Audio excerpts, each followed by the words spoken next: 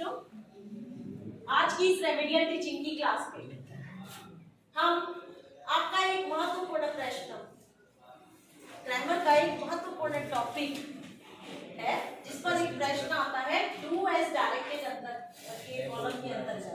आप देखते हैं आपके प्रश्न पत्र में रहता है डू एज डायरेक्टिव, जिसमें आपको 10-11 सेंटेंस दिए रहते हैं और ब्रैकेट में निर्देशानुसार आपको उनमें परिवर्तित करना रहता है।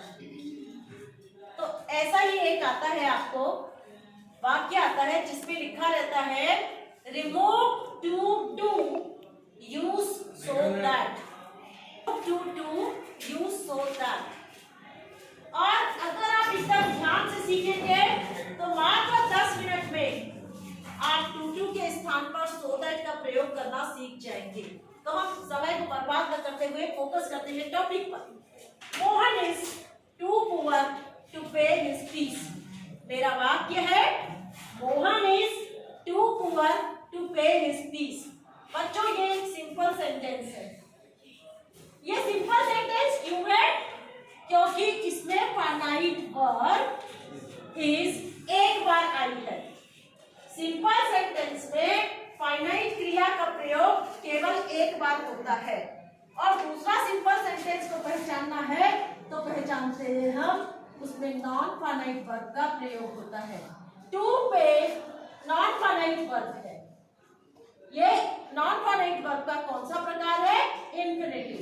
आप सब जानते हैं नॉन फाइनाइट वर्ब 3 प्रकार की होती है।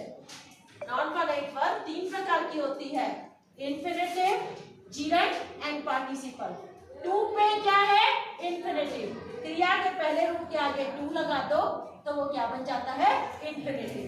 Mohan is too poor to pay his fees. और ये वाक्य नेगेटिव है। जब भी आप टू डबल और टू और इंफिनिटिव का यूज एक साथ देखेंगे तो वो सेंटेंस नेगेटिव हो जाएगा।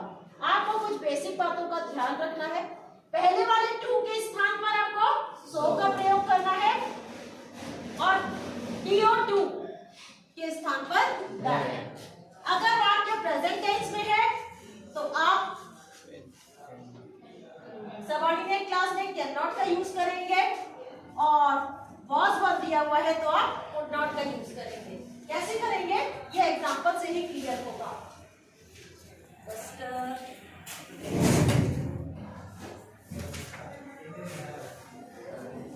देखिए Mohan is too poor to pay his fees. Hindi में मतलब होगा मोहन इतना गरीब है कि अपनी फीस नहीं पटा सकता। इजी लिखा मैंने। ये वाले टू की जगह पर क्या लिखेंगे? So poor that. मोहन के लिए एक प्रोनाउन का यूज करेंगे। मोहन कौन है? बॉय। ही। क्रिया क्या थी? इज। कांट। अब आप इसको लिख दीजिए।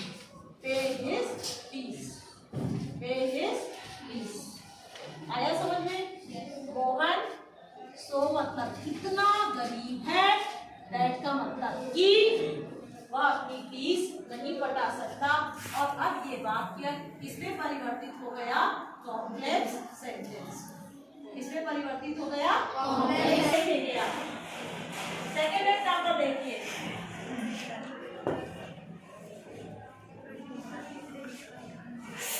The box is too heavy to lift. Box is too heavy to lift. देखिए आप, too heavy और ये टू, जैसे कि मेरा सेंटेंस क्या है? नेगेटिव, नकारात्मक। कौन सा सेंटेंस है ये? सिंपल। सिंपल क्यों है? क्योंकि फाइनाइट वर्ब इसका प्रयोग एक ही बार हुआ है, ठीक है। और कोई यहाँ पर फाइनाइट वर्ब नहीं है। टू लिफ्ट क्या है? Non finite verb. और इसको हम लोग क्या कहते हैं?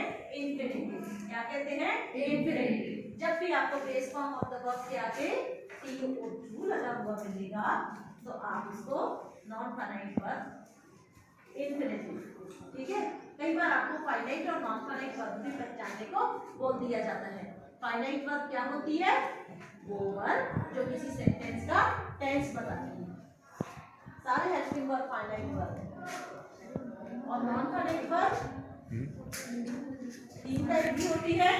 और नॉन फाइनाइट वर्ब सब्जेक्ट के वर्ब, सब्जेक्ट के नंबर, पर्सन के अनुसार परिवर्तित नहीं होती है। अब हम इसको कैसे करेंगे?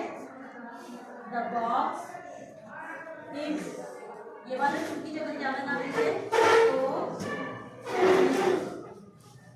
क्या लगाया मैंने? That.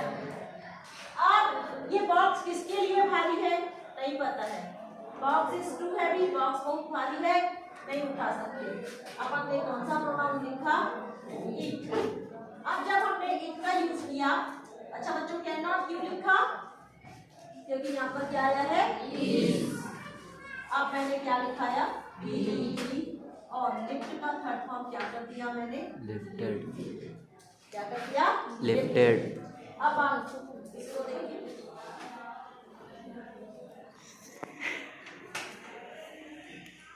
the poem is too difficult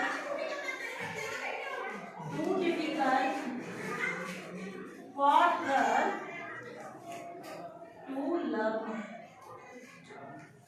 actually ये एक तरीके से सिंपल को हम किसमें परिवर्तित कर रहे हैं? Complex sentence. किसमें बदल रहे हैं? Complex sentence. Poem is too difficult to love. To learn क्या है? Infinitive.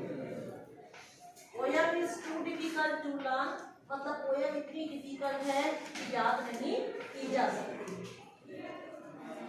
क्या करेंगे? पहले वाले टू की जगह मैंने आपको ट्रिक बताई है, क्या लगाना है?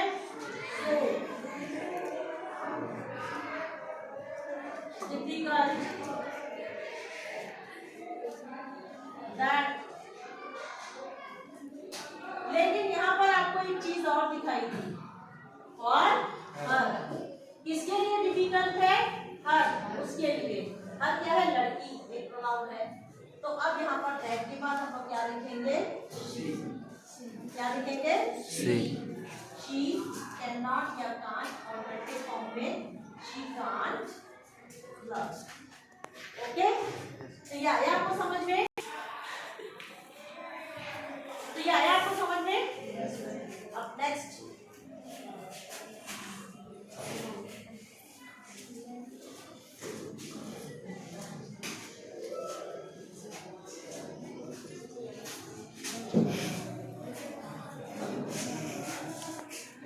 दो एग्जांपल से आपको तुरंत आ जाएगा, एकदम ध्यान से देखेंगे। Example 4, the car was too costly to purchase। Purchase मतलब खरीदना। कार इतनी महंगी थी कि नहीं खरीदी जा सकती। आपका आंसर क्या बनेगा? क्या बताया है मैंने? पहले वाले टू की जगह so, the car was so costly, क्या लगाएंगे? आपको पता है क्या कार किसके लिए महंगी थी? पता है? नहीं। सॉल्व करके आया है यूज? नहीं। तो क्या लगाएंगे?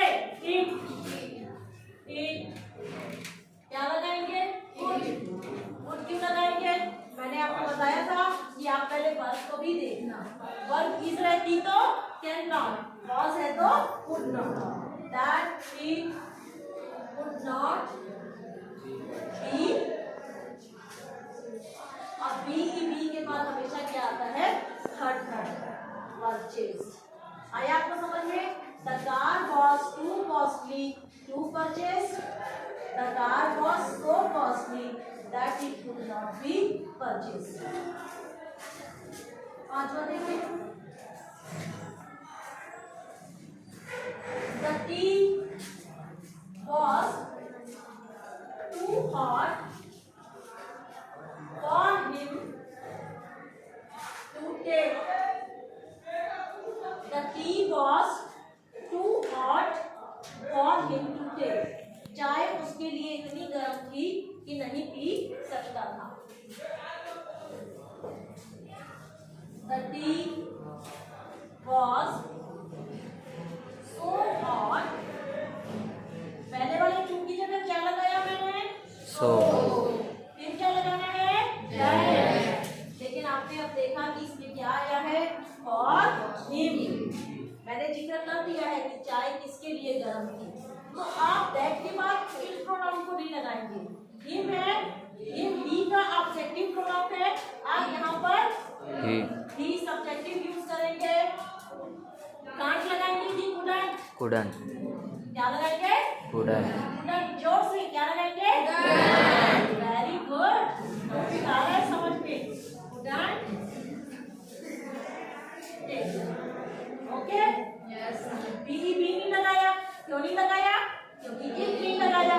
इट लगाते तो कैन नॉट या कुड नॉट के बाद क्या आ जाता? बी. और बी आता तो जो हमारी इंफिनिटिव वाली वर्ब थी हमको उसका क्या लिखना पड़ता है? क्या लिखना पड़ता? Past participle. ठीक है. आ रहा है समझ में? Ravi is too young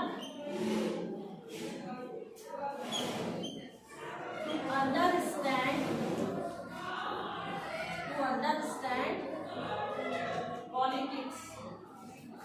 Ravi is too young to understand politics.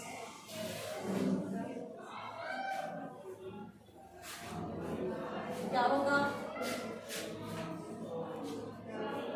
क्या होगा? रवि इज पहले वाले की जगह क्या लगाना है? So. Ravi is so young that. क्या लिखोगे? रवि कौन है? लड़का. क्या आएगा? ही. कैन नॉट आएगा कि कुड नॉट आएगा? Cannot. क्या आएगा? Cannot. Very very good. Correct ना? Sorry.